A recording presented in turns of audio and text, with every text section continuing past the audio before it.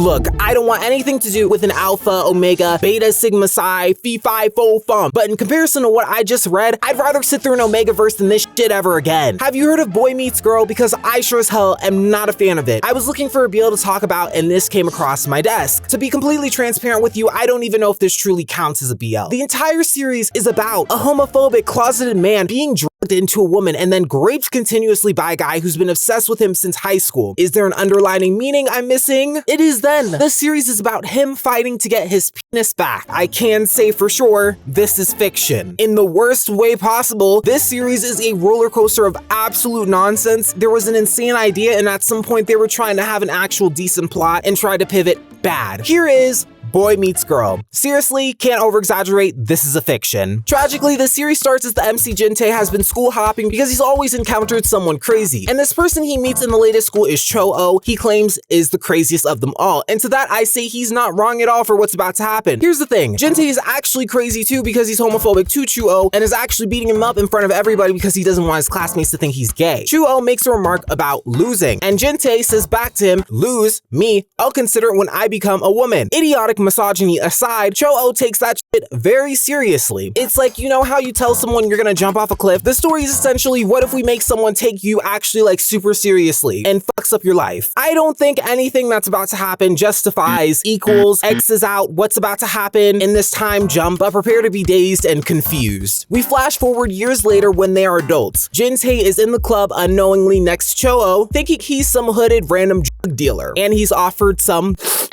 but it has a strong effect. He passes out to wake up to the same hooded man in front of him. Unfazed, not bothered, he realized he needs to pee. He stands up and tries to go to the bathroom and realizes, well, that's odd, my dick is gone. Poof, he now has female genitalia. Cho-Oh, this hooded man, wastes no time and actually goes up to him, feeling it, prompting Jintei to punch him in the face. Jintei asks if this is a side effect to what he inhaled, and Cho-Oh says no, he did that himself. As Jintei is about to punch him in the face, he realizes who he is, and Cho-Oh's character creepily asks, oh, do you remember me? Jintei asks him why he did this to him, and I promise you the reason is as stupid as you fucking think it is. And Cho-Oh says, I'm sorry, was nothing regular and consensual of interest? Like, what happened to hello? He had dreams of him, no Martin Luther, to have sex with him. I don't know, I feel like, knowing what I know with the story, like, you couldn't have just, like, talked to it, like, I don't know, what? To which he says, if you have sex with me, I'll undo it. Essentially dangling, no pun intended, his balls over his head. I don't think you guys understand how stupid this really gets. Like, Jintei's like, ew, but due to this coercion, he does it. So obviously, this is a whole grape scene. Would you believe me if I said this all happened in the first chapter? With these series, they have never not failed to have a following formula: having an insane concept that could cause the bubonic plague, having an extremely insane top, a Stockholm syndromed bottom, someone or something being taken advantage of, and last but certainly not least, a broken leg or commonly mpreg. Cho-Oh swirling like a toilet doing the absolute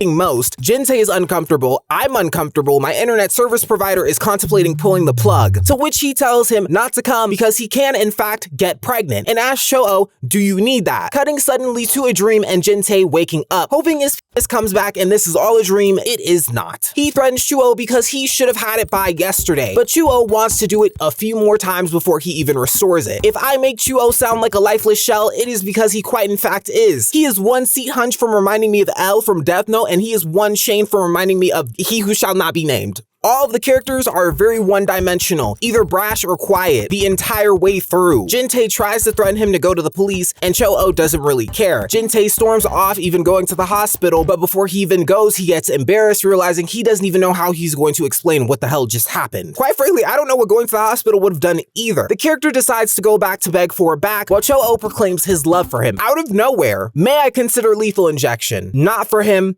on me. Halfway through another uncomfortable grape scene, in hopes of getting his genitals back, Jintei asks why is he doing this to him. Cho-Oh says that he made him do it. I don't know how that what? The f***ing thing he said all the way in high school about being a woman. He said if you become a woman, you would think of me. He took that shit to heart. I gotta say this is fiction, because I don't know what else to say. And while I was trying to adjust and understand, we all of a sudden get a sudden 3-month time skip in the following chapter. The story's biggest flaw, aside from everything just mentioned, is its lack of explaining things after the beginning. You'll see what I mean, just wait. The MC still hasn't gotten his back, he's been hiding out, pretty much puzzled about his life now, but seemingly he catches the smell of Chuo on his clothes and is attracted to his smell. Okay, his character being suddenly into him. The story really fails to give any clarification on the time period between those 3 months. It just says, hey, they're like together now. Figure it out, dumbass. Here's a paddle. There is a turning point of some information that makes things a bit more clear in their high school past, but for now, there's a whole fingering scene, pen scene. Didn't know I needed that in my life. Chuo walks in and starts getting involved, and they start making out. No context. I'm puzzled. I thought they weren't a thing. I don't know, again, what happened between a 3-month span. Chuo keeps professing that he loves him, and they actually decide to go out to eat. The story pivots to a very slice of life version, and they're trying to like work out this life of like an actual normal life, even though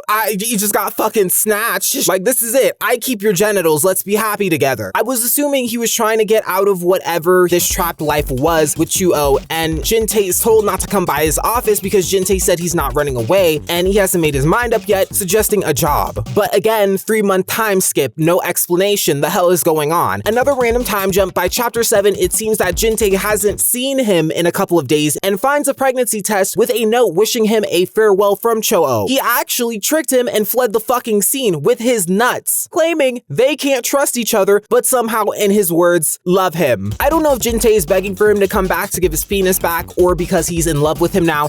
Always 2 steps ahead. Again, time jump, no context, middle of the sea. He says he wants him out or to stay with him or kill him. I can't figure it out. Further high school clarification by chapter 8. Turns out, bitch, they were an item in high school, which kind of explains the homophobia. They were actually secretly dating the whole time, and Jintei just didn't want people to know. Hence the fighting. That is fucked up. He went to the extremes of hiding it, punching Cho in the face to make people think otherwise. Now, I do feel bad for his character in that time point, yes, but that doesn't justify anything that happens in the concurrent timeline. He still raped him and dangled and mangled. Bro, they both went through lengths to keep their relationship a secret. When a teacher told them to stop passing notes like a couple and people were laughing at them, Cho even claimed he was just talking to himself to defend him, which is actually surprising for his character because when Jintei leaves him a note to act like they don't know each other, he just loses it. Now, I kinda see the juxtaposition. Cho actually goes on a field where everybody is watching and professes his love for Jintei, and Jintei starts beating the shit out of him, and we get a text bubble saying, I would think about it if I were a girl. Out of nowhere. The story is just so out of nowhere with no connection. I'm not a fucking detective. They do this 3 times with 3 different sayings, and each dialogue, it doesn't even match. I don't know where the fuck they be getting this from. I'm so lost. Assuming this or what was shown at the beginning was the quote for the drinking, by that point of the story, when they go back to current events, it becomes centered around both of these characters thinking about each other, if I were to summarize it, and it confused me a ton. The author actually admits that this was supposed to end in 5 chapters, and honestly, it should have. With where it went, Jintei actually starts working with Chuo's brother, and he's trying to live his life. And for the next few chapters, it seems Jintei has forced himself to have lucid dreams of Chuo to cope with his loss, to which is just unreal scenes and why did you leave me? But Chuo comes back and the season ends. Now, apparently, this was made out of boredom, and this was supposed to end much sooner, but the author liked the story and liked the reactions, so it kept going. Chapter 12, the end of the first season, seems to be a wrap-up, and Jintei talking to himself that Cho was the only one that thought he was actually special. The Stockholm Syndrome is working overtime. The opening of the second season, Jintei asked where he was and where he had the money to afford a wallet, and Cho actually twists his arm. We learn Cho is actually rich as hell, coming from a rich family, and we get a cut to a backstory that when he was a child, he was diagnosed with something, being unable to remember people, lacks sympathy, and has a learning problem, and his mom wants to do absolutely nothing about it and starts abusing him. And for a couple of chapters, we see his mom getting annoyed with him even when picking up mannerisms, and that his relationship with Jintei was the only thing making him happy. And the story beyond this point gets so like, what's reality for them? What's lucid dreaming? They're still apart. Cho ends up at a bar, and to be honest, I got really lost. I didn't know where this story was going because he ends up meeting a bartender who actually gropes him, and they somehow end up together out of Cho frustration for not being able to know if somebody he groped and changed his entire identity out of nowhere can trust him. It's for the next few chapters with the constant looming of Jintei to not be thought of, and by that point, my brain started to shut off. I was getting bored, I'm gonna be honest. And this whole, they're both thinking of each other in their dreams, but nowhere near each other, goes on for like 12 to 15 fucking chapters, and they don't reunite until like chapter 26, which Cho-Oh actually admits he fucked up with what he did. And by this point, cool, great, okay, that's pretty much it with the story. I'm gonna be honest with you, once the shock value waved off and the story was trying to push them as an actual couple and giving a tragic backstory with complete randomness, I just couldn't manage. Did Jin-tae actually get his penis back? No, in fact, he actually gets pregnant and they live happily ever after. Congrats, okay girl, at least I didn't have to read non-zero sum, I guess. On a scale of 0 to shoddy, I think this isn't great. I feel like I've seen this kind of concept, maybe just not a randomly the person way gone grape. So I'm not 100% shocked, but I'm shocked at how long this story dragged on, even though it was only like 30 chapters. I feel like the story had no clear direction and things were being made up as they went, and it was very obvious, but it really just showed in the weirdest way possible. Understanding this was just supposed to be a small smut and it was being pushed into an actual story as it went made it worse. Nothing was really explained or connected, it just happened and you were expected to go along with it. Both characters were extremely unbearable, one-dimensional, and horrible in their each and own way, with Cho-Oh just taking a little bit of accountability when it was too late for him. There were attempts of trying to redeem them, and them meaning one, making them a victim of unfortunate circumstance. I'm not saying certain things justify certain things, but I think they are both up characters and I was genuinely lost. But I felt like there was an attempt to make Cho-Oh make the readers like him more. Yes, he was abused and like Jin-tae more, but wouldn't that make him more empathetic towards him, even proving what the doctor said was wrong, as the story seemed to try to push it? Just not like full-on grape and coercion? I don't get it. Considering where the story was supposed to stop early on, I'm very rocky with it. It makes no sense to me to force Cho into a random relationship for most of the second season if it was just gonna be constantly Jin-tae, Jin-tae, Jin-tae, I see a sign, Jin-tae, I'm on a date, Jin-tae. The bartender was forgettable, I never even caught his fucking name. The whole arc made no sense to me. I was thinking, well, this whole person came to Cho-Oh and was supposed to make him realize he's fucked up, but no. Actually not, you're just pointless. I think the series should have just been shorter than what it was, or not a thing at all. After the shock factor of what happened, it's just walking around aimlessly. Even the past relationship aside, it just generally didn't make sense. Why is it being pushed in the slice of life direction, happy-go-lucky, with an excessive abuse? Jin-tae just becoming a mindless doll, I don't get it. Just